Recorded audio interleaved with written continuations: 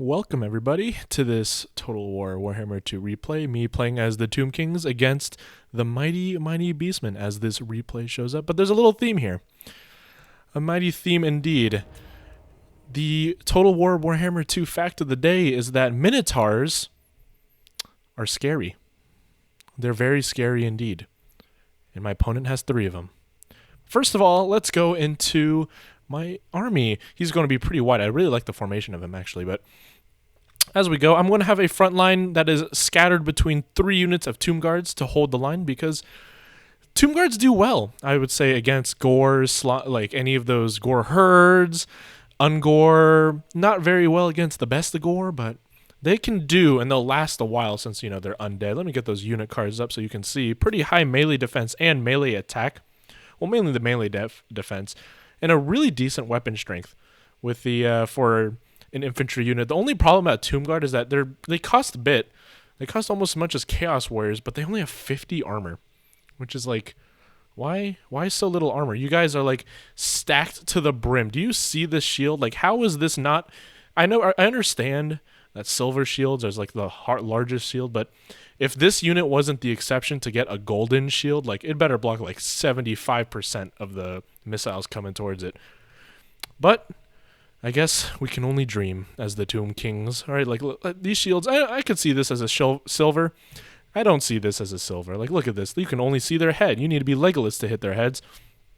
All right, so front line, pretty weak sides, but a pretty strong core of Tomb Guard. I'm going to have archers. Archers are really powerful, really needed in this kind of matchup because shooting down Minotaurs, shooting down Giants, shooting down Cygors, if they bring Cygors, which is a little rare, very important.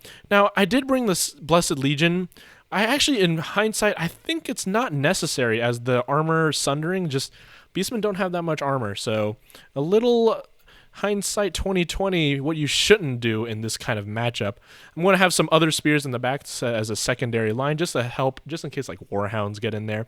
And of course, Nekahara Horsemen, really powerful unit. They did get nerfs in terms of their mass, but they're so good for the price in terms of a melee cavalry. They can stave off any like Warhounds, Harpies, anything like that. They're really efficient with defending your back line. Now, the mighty leader I will be bringing in here today is Settra the Imperishable.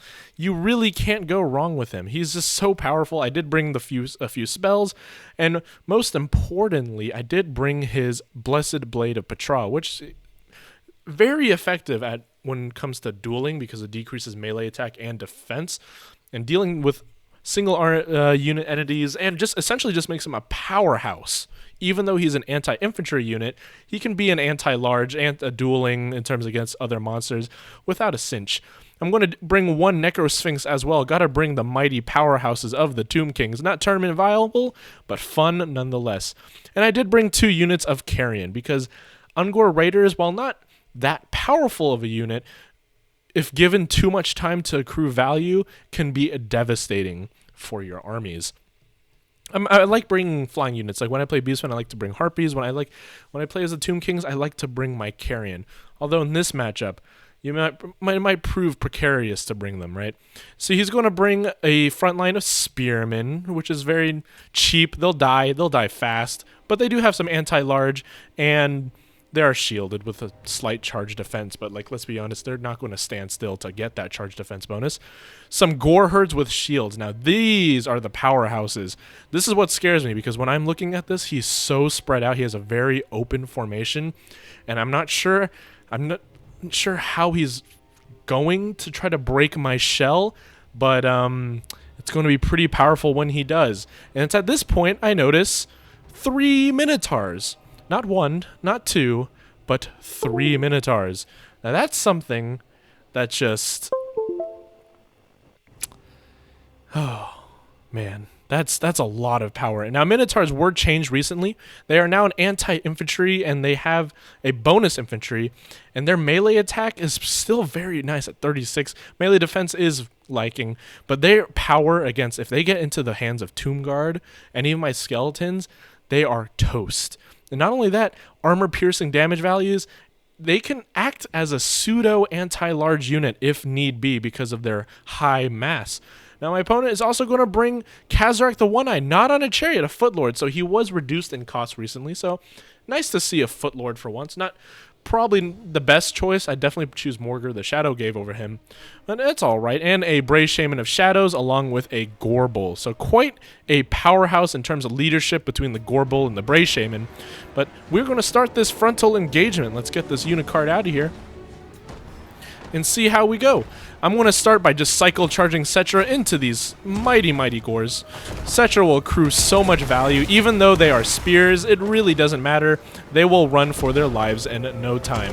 Now the problem here is that I need to stop these gores. I need to stop any pressure getting into the back line of my archers, and Tomb Guard will do that quite nicely.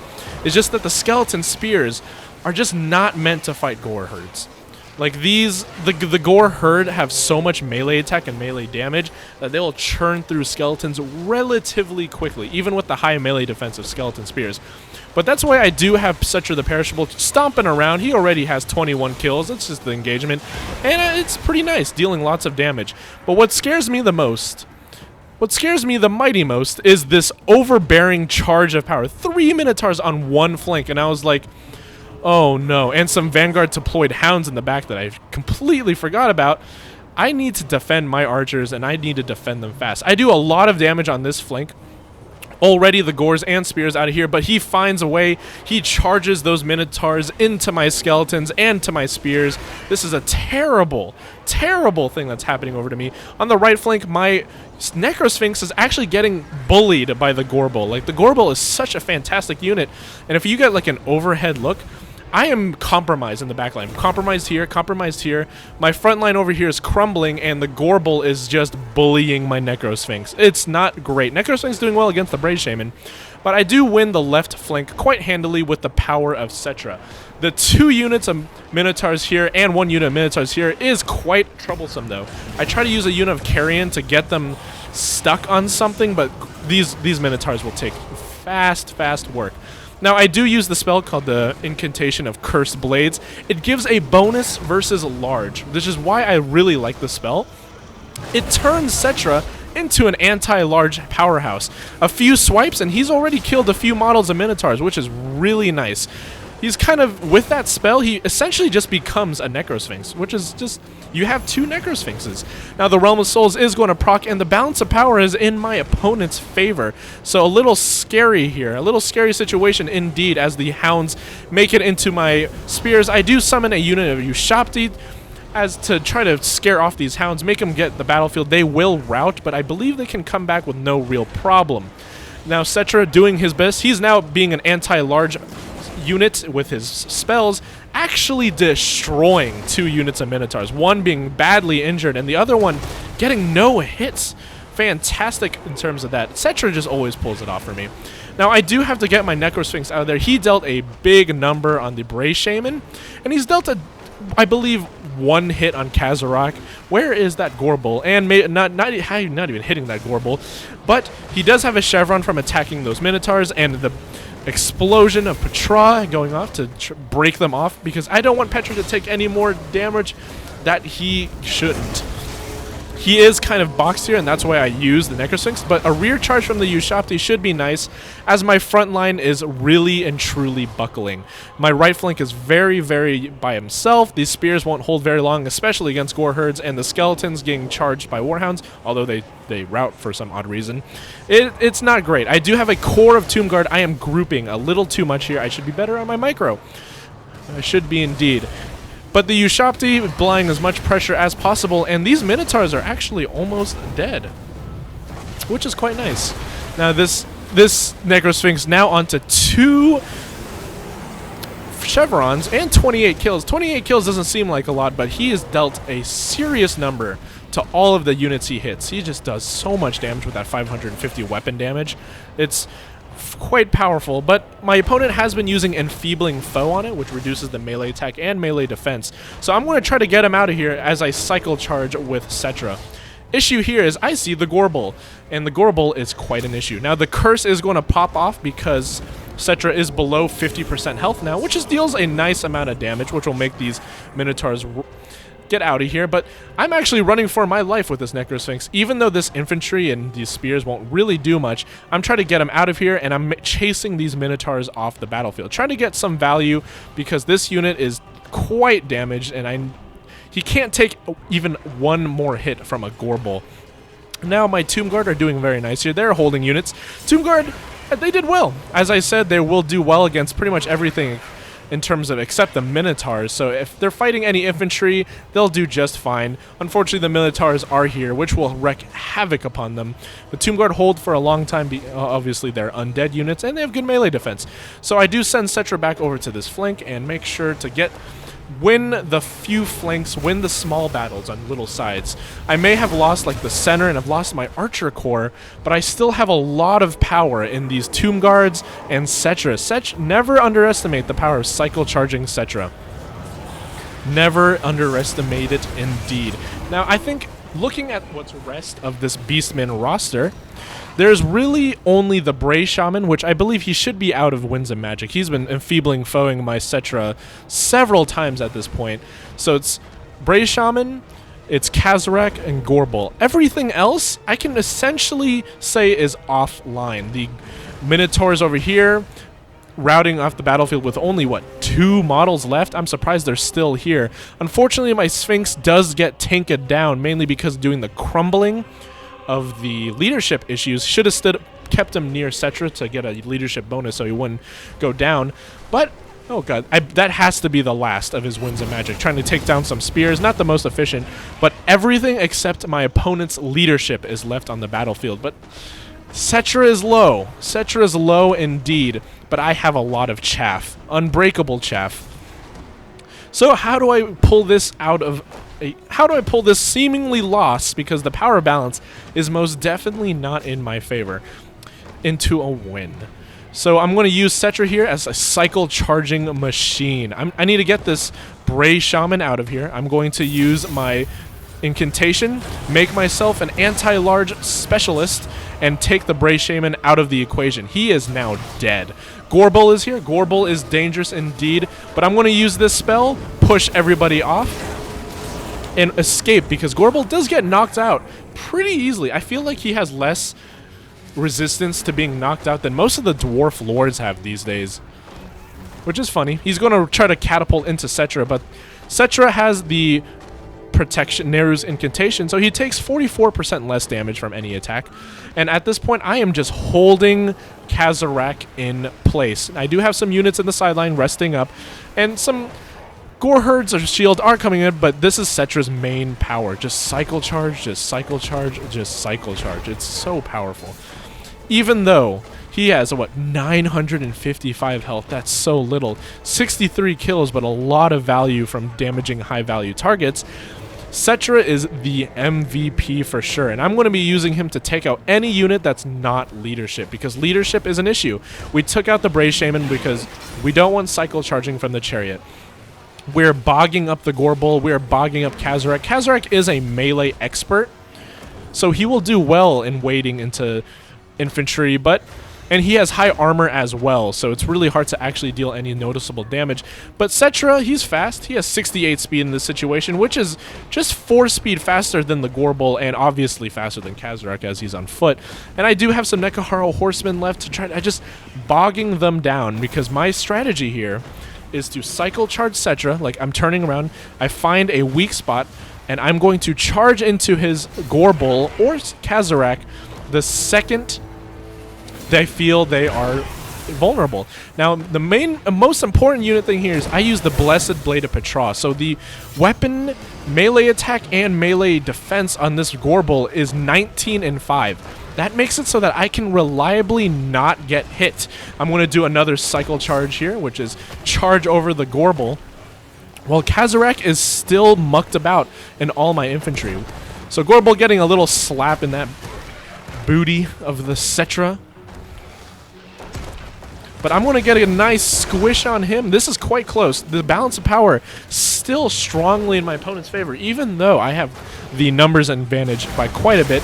It's because Settra has 260 hit points. This man, this Settra does not, it truly doesn't serve. I do actually almost start to crumble there. 260, but here's the most important thing. I rout the Gorbel, ladies and gentlemen. Yes, I do. Balance of power is still strongly in my opponent's favor, but Settra is still alive, and he is not crumbling. That's very important. He's not losing hit points as he's running. So I'm going to chase this Gorbel straight off the battlefield with Kazarak screaming, "No! No! That's my only anti-large unit!" And just Kazarak. This is why, ladies and gentlemen, you don't bring a Footlord unless it's Morgr, because Morgr can summon Chaos Spawn. Look how sad he is. He's just... oh, he's exhausted, isn't he? He's just tally-ho with my whip and sword as you see Settra chase off your only asset that could kill Settra. Technically, Kazarak can still kill Settra, but Settra's most likely just going to knock him down and eat him, right? So there goes the Gorbel. The Gorbel leaves the battlefield, and Settra is 260 hit points away from dying. So I'm going to kite. I'm going to make sure I leave. I'm going to cut this way. I'm going to have my infantry cut this way, and I'm going to intercept them. Make sure Kazarak doesn't touch Settra, because Settra, I mean, he may be a lord, only 1,600 hit points, but lands one hit with 490 weapon strength. That's a dead Settra. Actually, he doesn't have armor piercing, does he? Oh, Kazarak doesn't have armor piercing? I thought he really did. Interesting. So, I'm getting Settra out of there. It's a little chase, a little back and forth, but I'm so excited.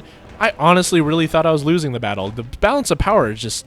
it gives a pretty good indication of how close you are to dying. And if you guys notice, I'm not actually charging in Settra yet. That's because I'm waiting for the blessed blade of Petra to recharge. I can't fight without the blessed blade. I do pop it right here, I understand. I get another incantation of cursed blades, increase my weapon damage by 20%. 588 damage coming in. Charges Kazarak, breathes on him, steps on him. A little bit of collateral damage on those skeletons, and that's a victory. Whew. Talk about a close one. I am very, very, very happy about that one. I lost everything except a few skeletons, and I'm just... 126, 113, 71. Necrosphinx could have definitely done better. He got bullied by a Gorbel, and let me get this straight. He won't lose. Necrosphinxes don't lose to Gorbels normally, but he spammed so many enfeebling foes. Enfeebling foe just neutered my Necrosphinx, so I just had to get him out of there, and unfortunately crumbled the second he just got a little too low on the HP and crumbled due to leadership issues. But man, 98, look at how much damage. 101, 105. Minotaurs were the scariest thing. When I noticed I saw 3 Minotaurs charging my left flank, I was like, oh no, how am I going to deal with this? I just underestimated the power of Settra to just kill large units. You give him that buff that makes him anti-large, and essentially, all of a sudden, your Gorbel problem, you're not in your Gorbel problems are still there, but your Minotaur problems are gone. Well, guys, thanks for watching the video. Please leave a like and subscribe if you want to, and I'll catch you guys later.